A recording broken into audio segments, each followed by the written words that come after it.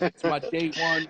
It's my day one. He's been around the globe, and that's my brother. But yeah, just incredible. Keeps the culture going, man. He's a very powerful person. So many placements the last 2 years, and then we did a deal with Splice. We did a documentary that everybody should go watch called um, it's called Still Storch on YouTube, and we're working on a TV series. We're working on a movie.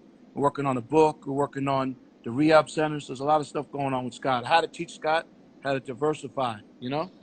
Hmm. Diversify from just production. And that's Exactly. always a problem with most producers. They're stuck with just production and they're stuck in that bubble. Oh, and And I mean, I forgot to tell you, he never did a record deal. So we did a record deal for multi-million dollar deal, Atlantic Records. His first hmm, single is with Azuna and Tyga, and Scott's gonna have his own album now, and he's never had one of that. So I got that deal. Shout out Kevin Weaver at Atlantic. And the next thing I told Scott is that we're gonna start a publishing company and sign young writers and producers, and then sign an artist. But that's down the line. So this is just trying to do a bunch of stuff with Scott. You know. wow. Is it Yes. out? Yeah, it's out. You can go on YouTube and you could check it out. Okay, I'm going to do that.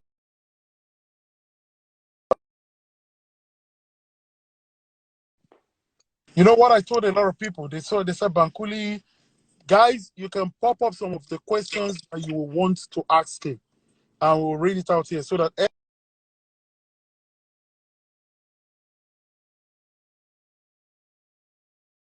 Was on a hit record that I did with Bone Thugs called "I Tried," and we won this award. ooh, favorite rap hip hop. Wow. We won Wow. this with Akon. It was a record called "I Tried." I know Akon a long, long time. He's a great guy, and we won that American Music Award with Bone Thugs. So yeah, I've worked with Akon and worked with Nipsey, and they from Africa. Wow. Wow. Now, are you open to come to Africa if I get everything sorted out here? When all this is said and done, of course. Thank you, bro. You said it twice. And and you said it twice and you said time is life. What's Yep. the principle behind that? I mean, people always say time is money, but money doesn't really make a person, man. So you could be the poorest guy in the world with no money, but you could be on the beach and it's priceless, and you could be alive and just spending time there. So time is life, not time is money. I gotta value every hour, every minute, every day, every week, every month, every year of me breathing, and I'm blessed because I woke up today. And Hmm. it's all written. We're only here for a certain amount of time. What are you gonna do with that time? You got to make the best of it. So rich, poor, or not, there's certain things in life that are priceless. So time is life.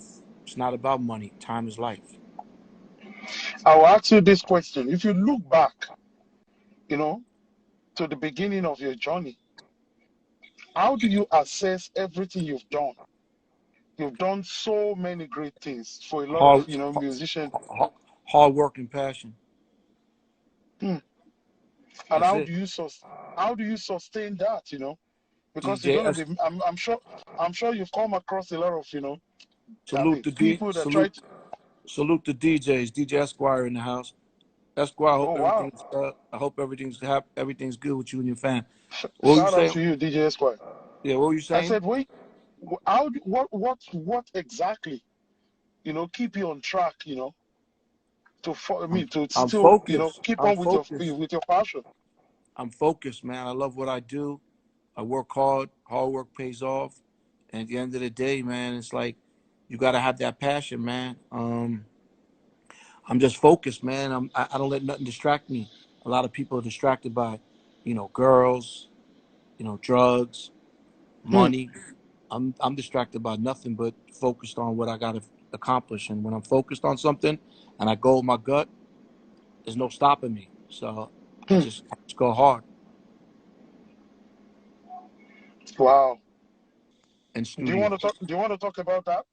Yeah, I mean, we don't have a name yet, but we're going to be the first dispensary, hip hop museum, studio, grow, where we can manufacture, distribute, and cultivate and sell product. And we're going to give artists their own product. Wow. Well, it's not yet legalized out here in Africa. Yeah, so we're going to be the first ones. We're opening that in Van Nuys, and we're doing some major deals with some big artists. And they're going to have their own product. And I'm involved with the Cookies Cannabis store in Maywood. We're about to open another one, and I'm opening a rehab center in California called the Heavenly Center. So I know how to diversify. A lot of people, they don't plan and they don't execute for the future, and they don't worry about the rainy days. They too worried about today and impressing everybody. Like all these people right now are going through these rainy days. Did you put money away? Did you save? Did you Hmm. prepare? And a lot of these Hmm. artists didn't prepare because they live check to check or week to week or month to month, and everybody's hurting. But at the end of the day, everybody's got to be able to stack and save, and be focused and be ready for these rainy days. And right now, there's no live performances, no festivals, no shows. And how people survive, and it's really hard. Hmm. DJs can't go do gigs. Salute to the DJs, respect the DJ, rest in peace, Jam Master Jay. But if I was anybody out here right now, I would be glorifying the nurses and the doctors and the hospital The workers people and, and, on the front line. and glorifying and praying that these independent promoters are still going to be in business when this is all said and done, because they're the ones who book these DJs and these artists to do shows. We can't just think Coachella. We got to think about these young independent promoters that book Hmm. artists to come to their cities and their states and their countries to do Hmm. gigs. And a lot of these people are going to be out of business because they can't sustain. There's a lot of people Hmm. going to lose, their jobs and businesses. But if I was out there, I'm praying for all these independent promoters, these bars, these club owners to stay in business, because they're the ones who make these artists their money and these DJs their money.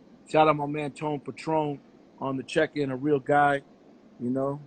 But yeah, that's what it's about.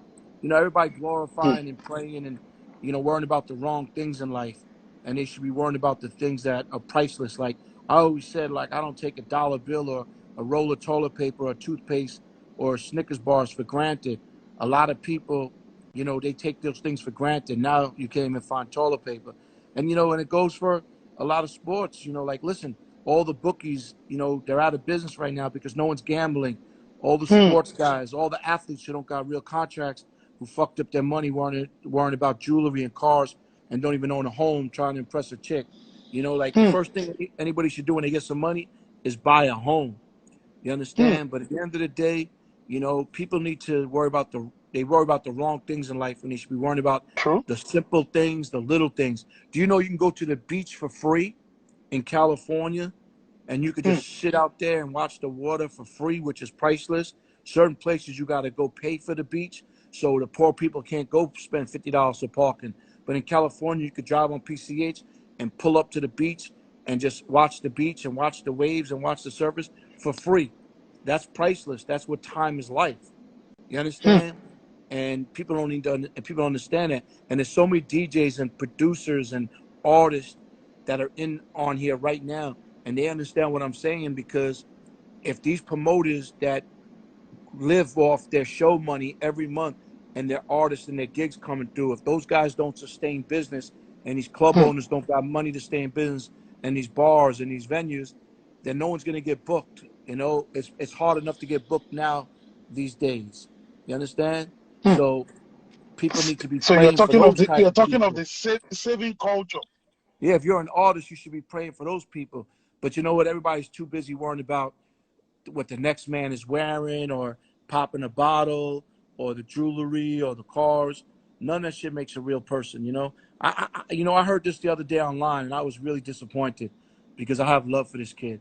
I was on Ben Baller, the jeweler's Instagram live, and he was on there with Tiger. It was late night, and he was saying how he spoke to DJ Mustard, and Mustard was like, "Man, I can't wait for this to be over so I can get a new chain and go out there and let motherfuckers know I'm the man." Yo, Wow. Mustard, I love you, Mustard, but that's the clownish, corniest shit I've ever heard in my life. You can't wait for this to be over so you can go out there and show off your new chain and let motherfuckers you know you the man. That's the Hmm. stupidest, dumbest shit in my life. But this is what Oh. people think about. I know so many dudes that were popping bottles in New York, trying to, compete against each other, how many bottles they could pop, who they can impress. And to be honest with you, they wish they had that money back right now. You know how many Hmm. people out of work, bartenders, strippers, DJs. There's so many people out of work right now for the culture that help the culture.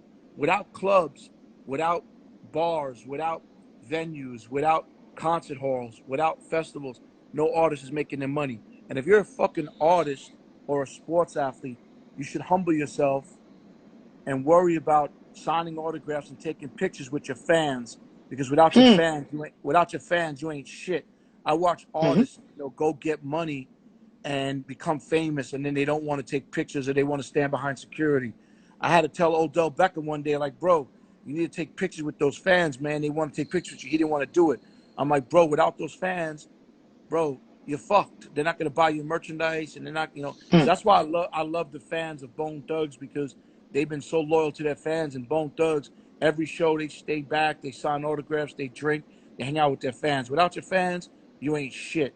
So all you artists that are being cocky and trying to stand behind security and too good, you're a fucking clown. And you know what? We're all celebrities. Just certain people have more money than others and more fame than others, but everything goes up, must come down. And at the end of the Hmm. day, we're all VIP, so I don't fucking worry about no VIP. I don't go stand in the VIP. I don't like that. We're Hmm. all VIP. So that's just real shit, bro. Guys, I don't know. I'm just stuck with all the gems you're dropping. Now Yeah, there's something.